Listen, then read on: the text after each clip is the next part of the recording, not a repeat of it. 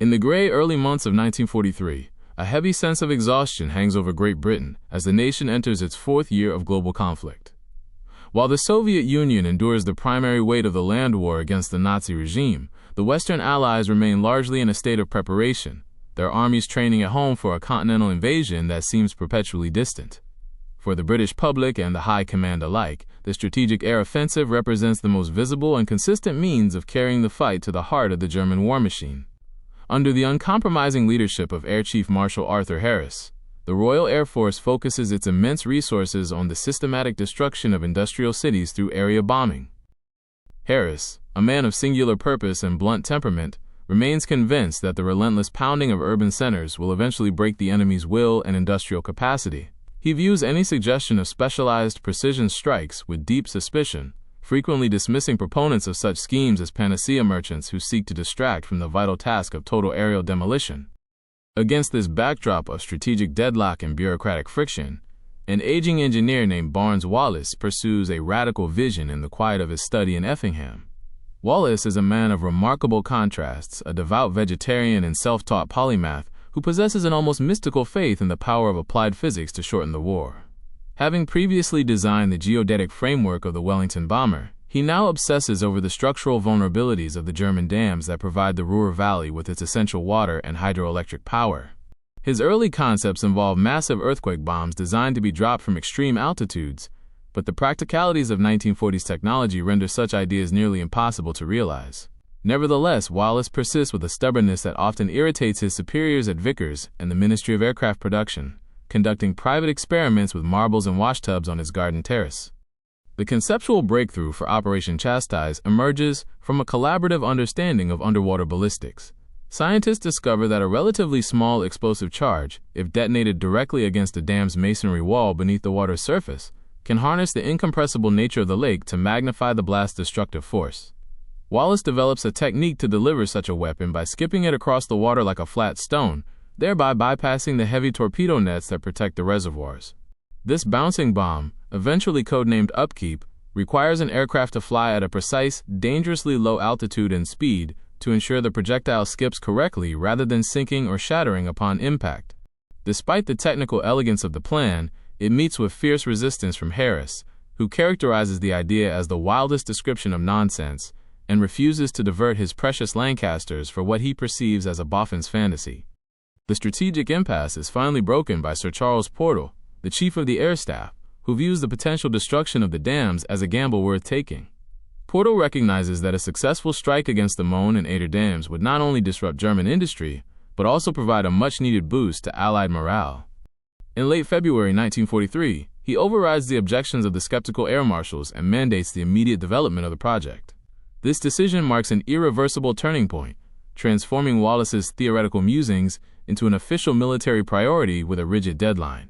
Because the reservoirs are at their maximum water levels in May, the mission must be executed within a mere 10 weeks. The responsibility for forming a specialized unit to carry out this nearly impossible task falls to an elite formation within Bomber Command, setting the stage for the birth of a legend. Wing Commander Guy Gibson is the officer selected to lead this new entity, which is soon designated as 617 Squadron. At only 24 years of age, Gibson is already a decorated veteran who has completed an astounding 172 sorties across bomber and night fighter operations. He is a man driven by a complex interior life, marked by an unhappy childhood and a lonely marriage, which manifests outwardly as a demanding and often abrasive leadership style. His subordinates, many of whom are little more than 19 or 20 years old, view him as a remote and exacting figure, yet they respect his undeniable skill and courage. Gibson arrives at Scampton Air Base in Lincolnshire to find a station in transition, its hangars and runways becoming the crucible for a secret experiment. He begins the process of hand-picking crews from across the Air Force, gathering a diverse assembly of British, Canadian, Australian, and New Zealand airmen who are told only that they have been chosen for a mission of unprecedented importance. The men who congregate at Scampton represent a cross-section of the Allied world, brought together by the democratic necessities of total war. Among them are figures like Henry Maudslay, a courteous former star of Eton athletics, and Melvin Young, a burly Oxford oarsman who has already survived 2 harrowing ditchings in the Atlantic. There is also Joe McCarthy, a blonde American who joined the Canadian Air Force to get into the fight, and David Shannon, an Australian pilot who appears far younger than his years but possesses a steady hand at the controls. These young men, many of whom would normally be in university or beginning their careers, are suddenly plunged into an intensive training program that pushes the boundaries of contemporary aviation. They are required to master the art of low-level flying, hurtling their massive 4-engine Lancasters across the English countryside, at altitudes that bring them level with the treetops and power lines. As the squadron hones its flying skills, the technical development of the Upkeep bomb struggles to keep pace. The transition from a theoretical sphere to a workable steel cylinder proves fraught with difficulty. Early trials at the Reculver bombing range in Kent yield discouraging results, as the wooden casings designed to protect the inner mechanisms shatter repeatedly upon impact with the sea. Wallis, visibly exhausted and frequently despairing, spends his days on the shoreline watching his creations disintegrate in clouds of spray and foam. The engineering challenges are immense, requiring a delicate balance between rotation speed, release height, and aircraft velocity. Every failure at Reculver adds weight to the arguments of the skeptics who still hope to see the project cancelled. For Gibson and Wallis, the pressure becomes nearly unbearable as the moon's cycle dictates that the window for the attack is rapidly closing. The training itself is a constant dance with death, even before the crews cross the enemy coast. To simulate night operations during the day, the airmen wear tinted goggles while their cockpit canopies are covered in blue celluloid, creating a claustrophobic and distorted environment. They practice over inland reservoirs like Derwent and Ibrook, learning to judge their height above the glassy water with absolute precision. Because conventional altimeters are insufficiently accurate for the extreme low levels required, the squadron adopts a simple but effective innovation. 2 spotlights mounted on the aircraft's fuselage are angled so that their beams converge on the water's surface exactly 60 feet below. This allows the pilots to maintain a steady height by watching for the moment the 2 circles of light touch, a technique that demands nerves of steel from the pilots and flight engineers alike. In late April, the project faces its final crisis during a meeting between Wallis and Gibson. The engineer reveals that the bombs are failing to survive their impact unless the flight parameters are made even more extreme. He tells Gibson that the mission is doomed to failure unless the pilots can attack at an altitude of exactly 60 feet while maintaining a ground speed of 232 miles per hour. This requirement is far beyond the accustomed standards of heavy bomber operations and places a staggering burden on the crews, for whom a momentary lapse in concentration will result in a fatal collision with the water. Wallis, a man of deep human sympathy, is horrified by the sacrifice he is asking for, but Gibson does not flinch. He accepts the challenge on behalf of his men, confirming that his squadron can and will perform the impossible. This commitment solidifies the causal link between the engineering vision and its human execution, leaving no path back to the status quo. With the technical specifications fixed and the crews committed to these lethal parameters, the final days of preparation at Scampton take on a frantic intensity. The Lancasters are modified with heavy calipers to hold the spinning bombs, and the airmen receive their final specialized briefings, though the specific targets remain a closely guarded secret known only to a few. The atmosphere on the base is a mixture of heightened excitement and a grim awareness of the stakes. The young flyers spend their meager leisure hours in local pubs or playing poker, seeking moments of normalcy while existing on the absolute brink of battle. Gibson, haunted by the memory of his recently deceased dog Nigger and the weight of the lives in his hands, oversees every detail of the dress rehearsals. The stage is now set for a confrontation between modern technology and the masonry giants of the Ruhr. As the first part of this saga reaches its conclusion with the squadron poised for its historic departure. Before we move on, please subscribe to our channel, Operation Zero. Don't forget to hit like and share this with fellow audio documentary enthusiasts, especially those who love military history. Let's continue. The silence of the evening air at Scampton finally breaks as the first massive Merlin engines spark into life, signaling the commencement of the mission. On the evening of May 16, 1943, the airfield transforms into a hive of purposeful activity as the 19 modified Lancasters of 617 Squadron begin their lumbering taxi toward the runway. The aircraft are heavily laden with the massive steel cylinders of the Upkeep bombs and the auxiliary motors required to spin them, making them dangerously sluggish during their ascent into the darkening sky. As the first wave of bombers lifts off and turns toward the North Sea, the airmen settle into the claustrophobic confines of their cockpits, surrounded by the smell of high-octane fuel and the steady vibration of the airframe. They fly in small groups, separated by time and route to avoid detection, keeping their massive machines just dozens of feet above the waves to stay beneath the reach of German radar. The transition from the safety of the English coast to the hostile environment of the enemy-occupied territory is immediate and unforgiving. As the aircraft cross the Dutch shoreline, the reality of their situation becomes brutally apparent. The low-altitude strategy, designed to protect them from heavy anti-aircraft batteries, exposes them to every light weapon and machine gun along the coast. Bill Astill, a pilot known for his steady temperament, is among the first casualties when his Lancaster strikes high-voltage power lines while maneuvering through the darkness, the resulting explosion lighting up the countryside for miles. Meanwhile, another aircraft piloted by Jeff Rice strikes the surface of the sea with its bomb, which is torn away by the force of the water, forcing him to abort the mission and turn back toward England with a crippled plane.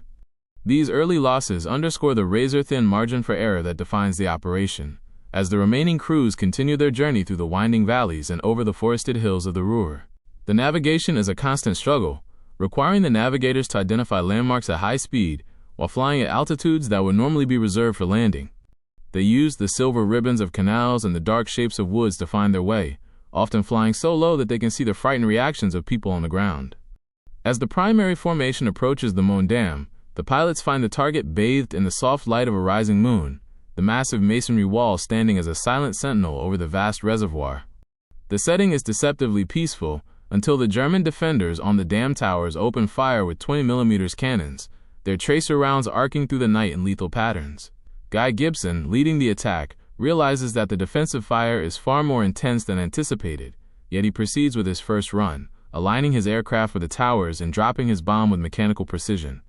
The first explosion sends a colossal column of water into the air, but the dam remains unyielding. As a result, the subsequent attacks become even more hazardous as the water becomes agitated and the smoke from the anti-aircraft fire obscures the target. John Hopgood, a pilot respected for his quiet bravery, attempts the second run, but his aircraft is hit repeatedly by flak as he approaches. With his engines on fire and his crew struggling to survive, Hopgood remains at the controls to release his bomb before his Lancaster staggers over the dam and crashes into the valley beyond. Only 2 members of his crew manage to bail out at a dangerously low altitude, a stark reminder of the human cost that Wallis had so deeply feared. Despite this tragedy, the mission continues with a grim momentum, as Mickey Martin and Melvin Young follow with their own attacks, their bombs skipping across the lake with the calculated rhythm of the training exercises at Reculver. The breaking of the Möhne Dam occurs with a sudden, tectonic violence. After the 4th bomb detonates, a massive crack appears in the masonry, and a segment of the wall collapses outward under the immense pressure of the lake. A wall of water, hundreds of feet wide, begins to pour through the breach, creating a roar that can be heard even over the sound of the bomber engines. Gibson and his remaining crew circle above, watching in a mixture of awe and horror as the floodwaters begin their destructive journey down the valley, sweeping away everything in their path. The signal for success is broadcast back to England, where Wallis and the High Command wait in agonizing suspense. However, the victory is only partial, as the Eder Dam remains standing, and the second phase of the mission requires an even more difficult approach through the rugged topography of the surrounding hills. The flight toward the Eder is a navigational nightmare, as the pilots must descend into a deep, fog-filled valley and then climb steeply over a high ridge immediately after releasing their bombs. David Shannon, the young Australian pilot, makes several attempts to line up his aircraft, but the terrain and the mist make it impossible to find the correct heading. He shows remarkable restraint by pulling away multiple times rather than risking a wasted bomb. Later that hour, Henry Maudslay attempts his run, but his bomb strikes the parapet of the dam and explodes prematurely, damaging his aircraft and likely wounding his crew. The damaged Lancaster disappears into the darkness, never to be seen again. Finally, Les Knight manages a perfect run, his bomb striking the center of the dam and causing a second massive breach. The destruction of the Eder, the largest dam in Germany, represents a triumph of airmanship over geography. Yet the celebratory mood is tempered by the mounting number of empty seats in the formation. While the main force focuses on the masonry dams, Joe McCarthy and a handful of other crews target the Sorpe Dam.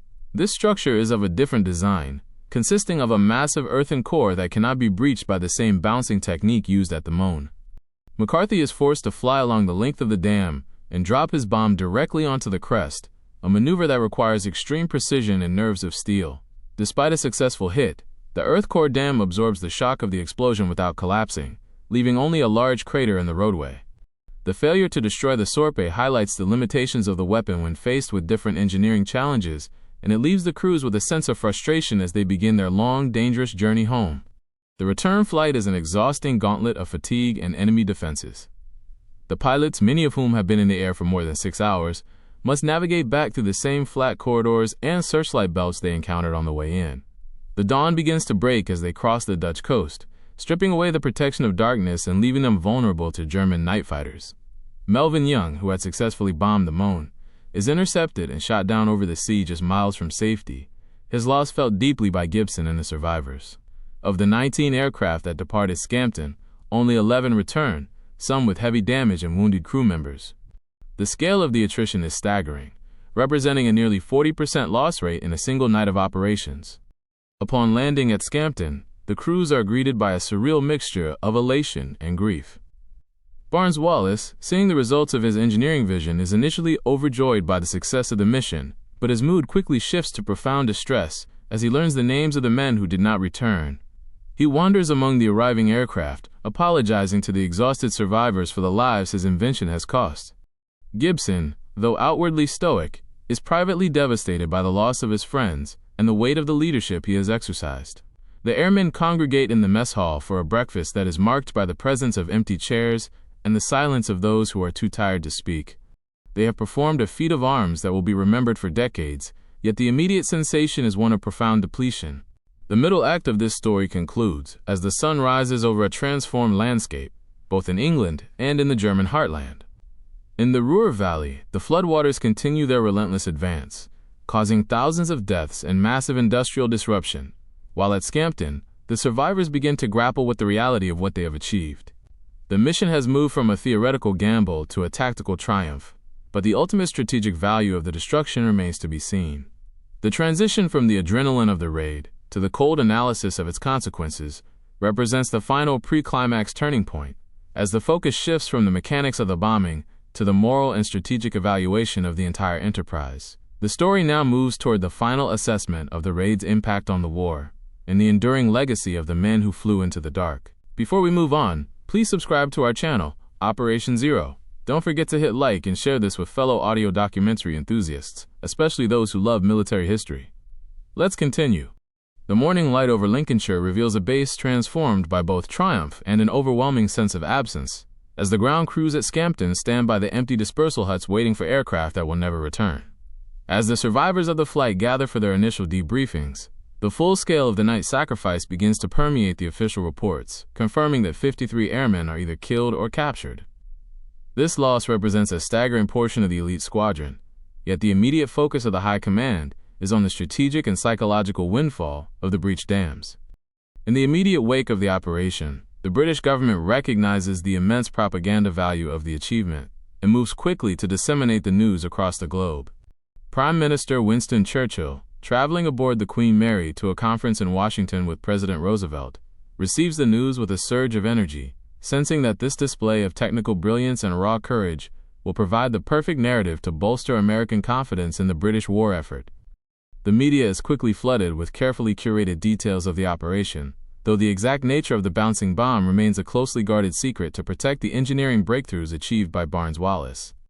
Meanwhile, in the valleys of the Ruhr and the Eder, the scene is one of apocalyptic devastation as the floodwaters continue their relentless advance through the German heartland. The collapse of the masonry walls has unleashed hundreds of millions of tons of water, which now surge through industrial towns and farming communities with the force of a tidal wave. The human toll is catastrophic and largely hidden from the British public during the initial celebrations in London. Thousands of civilians are swept away in the darkness, including many hundreds of forced laborers from the Soviet Union who were housed in barracks at Neheim-Houston, directly in the path of the water. These women, trapped in their quarters, represent a tragic and often overlooked consequence of the raid, their lives extinguished in a disaster they had no part in creating. The industrial damage is significant, with power stations destroyed and coal mines flooded, but the resilience of the German response proves to be a sobering counterpoint to the Allied victory. Albert Speer, the German armaments minister, arrives at the Möhne Dam within hours of the breach and immediately recognizes the magnitude of the crisis. He understands that if the Allies follow up with further attacks on the remaining infrastructure, the industrial capacity of the Ruhr could be permanently crippled. However, he also identifies a critical window of opportunity provided by the British focus on other strategic targets. He initiates a massive mobilization of the organization taut, diverting thousands of workers from the construction of the Atlantic Wall to rebuild the dams with a speed that defies Allied expectations. The logistical feat of repairing the breaches before the winter rains ensure that the reservoirs are refilling within months, a reality that complicates the long-term strategic evaluation of the mission. Speer later observes that while the raid was a shock of the first order, the Allied failure to repeat the strikes allowed the German war machine to recover with surprising efficiency. Back in England, Guy Gibson is thrust into an unwanted and intense spotlight, becoming the singular face of Allied resilience and receiving the Victoria Cross as a symbol of the entire unit's bravery. The Air Ministry, desperate to preserve its most famous pilot for public relations purposes, removes him from operational flying despite his protests. He is sent on a grueling and lengthy lecture tour of the United States and Canada, where he is required to recount his experiences to admiring crowds and social elites. Gibson finds the experience deeply alienating and hollow, as he is feted at cocktail parties while his comrades continue to face the daily terrors of the air war over Europe. He struggles with the superficiality of the celebrity lifestyle and remains haunted by the memory of his recently deceased dog and the empty chairs in the Scampton mess hall. His marriage, already fragile before the raid, continues to deteriorate under the pressure of his fame and his own internal restlessness, which manifests as a desperate desire to return to the cockpit. As the summer of 1943 progresses, the members of 617 Squadron find themselves living in a strange limbo between their status as national heroes and the ongoing reality of a lethal conflict. The squadron is not disbanded, but instead transitions into a permanent specialist unit for precision bombing, a role that validates Wallis's belief in the power of targeted strikes over area demolition. They are equipped with the new SAPS bomb sight and eventually begin to carry Wallis's even larger creations, the Tallboy and Grand Slam earthquake bombs. Despite their specialized status and improved technology, the attrition among the original crews remains high, as they are sent against some of the most heavily defended targets in the Third Reich, including the Dortmund-Ems Canal and the massive V-weapon launch sites in northern France. Each mission carries the risk of further losses among the veterans who survive the dams, creating a sense of fatalism within the ranks that is only tempered by their fierce pride in their unit's identity. Barnes Wallis, the engineer whose vision started the entire enterprise, carries a different kind of burden through the remaining years of the war. While he continues to innovate and contributes significantly to the eventual destruction of the battleship Tirpitz, he is never able to fully reconcile the technical success of the bouncing bomb with the human lives it consumed. He remains a somewhat peripheral figure in the halls of military power, respected for his genius but often sidelined by the professional establishment that remains committed to the logic of total area bombing. His personal correspondence reveals a man deeply sensitive to the moral implications of his work, a sharp contrast to the colder, more bureaucratic calculations of the air marshals who directed the broader air campaign.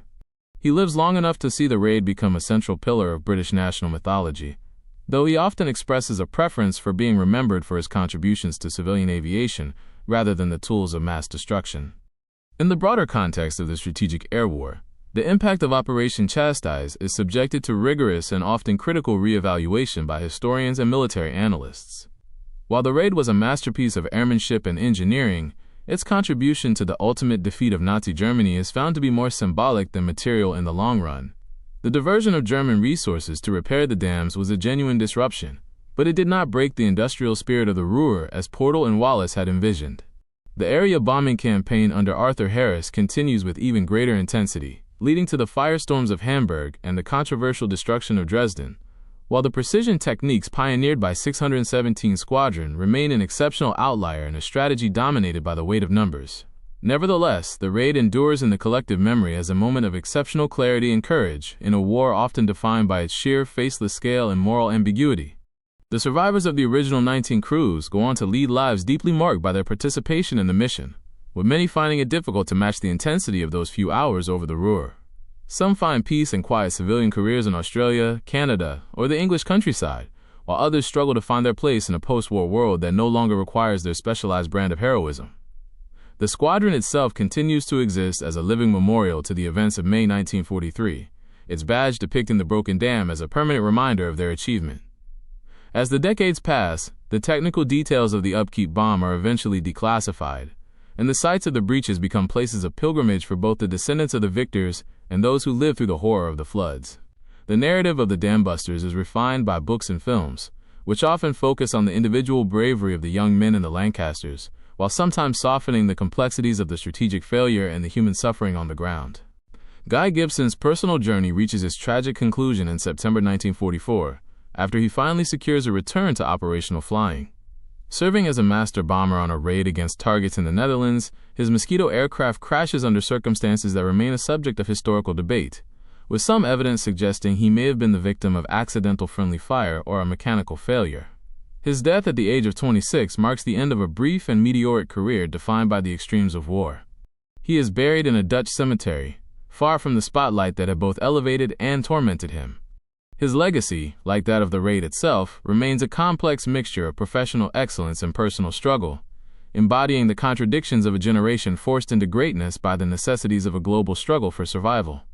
As the final chapters of the history are written, the focus returns to the quiet airfields of Lincolnshire and the silent masonry of the restored German dams. The legacy of the mission is found not in the temporary disruption of the Ruhr's industries, but in the demonstration of what human ingenuity and courage can achieve against nearly impossible odds. The story reveals the intersection of scientific curiosity, bureaucratic struggle, and the raw vulnerability of the individual caught in the machinery of total war. It stands as a testament to a generation that accepted the most extreme risks for a cause they believed to be just, even when the outcomes were uncertain and the costs were nearly unbearable. The physical scars on the landscapes of both England and Germany eventually heal, but the memory of the night the water broke remains a definitive and haunting chapter in the history of the 20th century. The story ends with a final reflection on the 53 men who did not return, their names now etched in stone as a permanent reminder that the greatest triumphs of war are often inseparable from its deepest tragedies.